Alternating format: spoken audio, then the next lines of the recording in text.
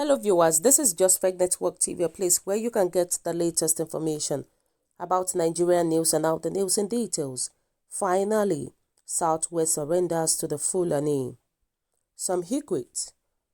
The federal government with a certain tribe they hate, claiming the tribe controls the federal government and as such wants to control them. However, each measure they themselves undertake makes one wonder if they are not the one to force surrender themselves to the control of the tribe they complain about. For instance, the other day, the Southwest governor said they would transmit a memorandum to the National Assembly for the establishment of the Southwest Development Commission. Meanwhile, years ago, the idea for the regional development of the Southwest was initiated of this region, meant to be executed by the people of the region on their own terms, rather than being dictated to by the federal government.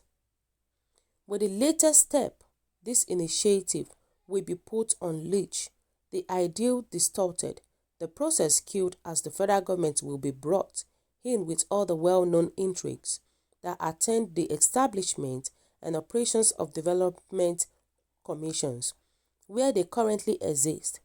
It's noteworthy that by this action, the Southwest region wants to give more responsibility to the federal government at a time its ethnic champions and others who enjoy insulting the Fülåñ for controlling their regions are at the forefront of the call for restructuring, federalisms, of devolutions of powers. I've never been in favor of measures that give more responsibility to the federal government. Those things contradict the devolutions of power to the component unit. It's what the setting up of Development Commission does.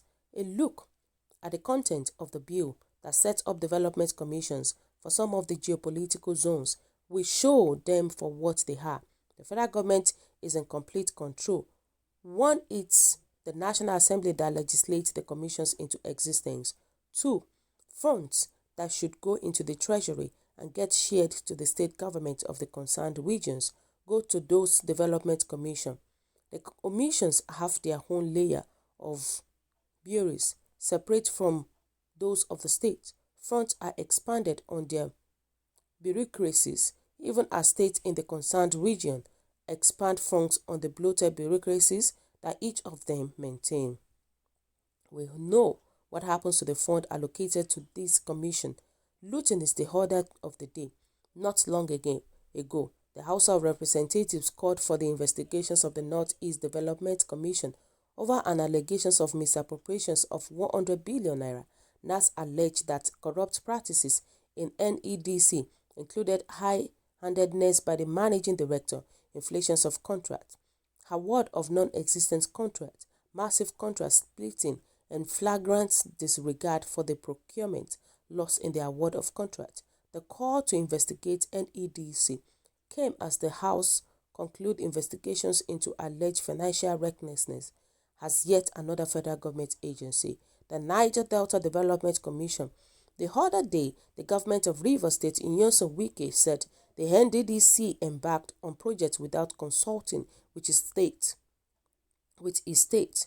One outcome is that there is neither a grand plan nor strategy for systematic and sustained development of the state in the South-South regions that jointly shared between the state and the NDDC. State government execute a project. NDDC award frivolous contract for the same project.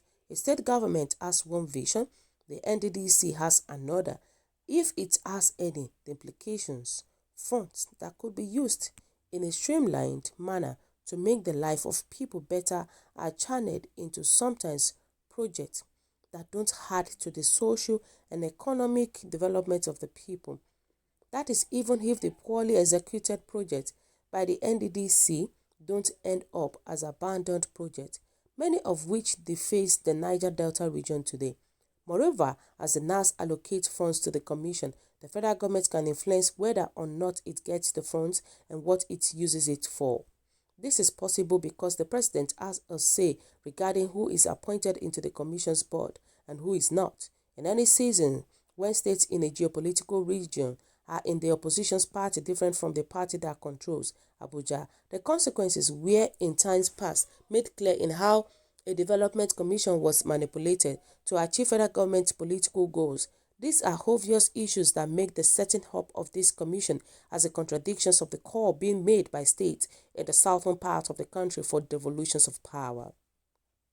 The structures and powers of these commissions call attention to more contradictions. I call attention to them so that the day when some ethnic champions in the southwest insult the federal government and insult the Fulanis, I shall refer them the proposed SWDC bill in which they and their politicians surrender their independence to the federal government that they equate with the Fulani.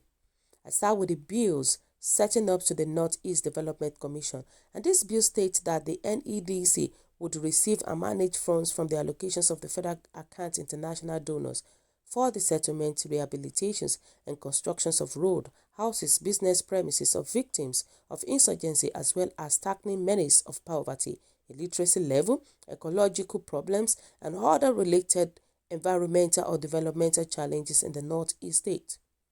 Does the reader see anything in these provisions that is different from what the states are meant to be doing for the people? Among other things, the Act establishing the NEDC provide for one person each to represent the 6 geopolitical zones of Nigeria. It means when the Southwest eventually gets the SWDC established, a Fulani, one tribe that some ethnic champions hate with such passion, is likely to be a member of the SWDC board that will determine their fate in the Southwest region. Through the compositions of the board of the NDDC, which the South-South itself has for, the federal government fully exercises control over the region that stridently calls for the state controls of resources, restructuring, federalism, devolutions. The compositions of its board allows for 3 persons to represent non-oil mineral producing states, providing that such membership should be drawn from the remaining geopolitical zones, which are not represented in the commission. It means any South-South persons who hates the Fulani and likes to insult them has mostly likely invited one Fulani person to determine his fate. Through his presence on the board of NDDC, the leash in the hands of the federal government to control states and the South-South is even longer than that. On the NDDC board also sit 1 person that represent the Federal Ministry of Finance, 1 person that represents Federal Ministry of Environment. Of course, there are the managing directors of the commission, 2 executive directors, the chairman and other members of the board who are all appointed by the president. In other case, like some Southwest ethnic champions and politicians who blame the Fulani for every problem in Nigeria, call for federalism, yet want to surrender more powers to the Fulani-controlled federal government through the proposed SWDC bill. The South-South regions has done no less. This is not the first time I call attention to the manner we call for one thing in the nation but pursue another. It shouldn't be a matter I should have to call attention to repeatedly. But in a situation where some ethnic champions and public figures incite people insult members of tribes other than theirs as they call for restructuring, one cannot but ask us not to forget. We must not forget the contradictions measures we promote, such as the establishment of development commission in each of the 6 geopolitical zones, which gives more power to the federal government. And this trend cannot continue. Why? Powers handed over to the federal government is never so easy to take back. The power which the military adventurers took from the regions and handed over to federal government in 1966 have become difficult to take back. And now politicians in the Southwest are handing over more powers to the same federal government through this SWDC bill. After these politicians have willingly put a leash on their own neck, I am certain in a season will come when a different party that is in control in Abuja will use the same commission to have its way in the Southwest. In those days, ethnic champions will insult the federal government and the tribe have supposedly controlled it, but some of us will remind them how they themselves have encouraged it by giving more power to the federal government through the SWDC. So guys, what do you think about this? What is your own take about what has been said? Kindly drop your comments at the comment section below. And for those who have not subscribed to our channel, we want to say please kindly subscribe to our channel. We appreciate everyone for subscribing. We say God bless you to you. Thank you so much. Have a lovely day. Bye.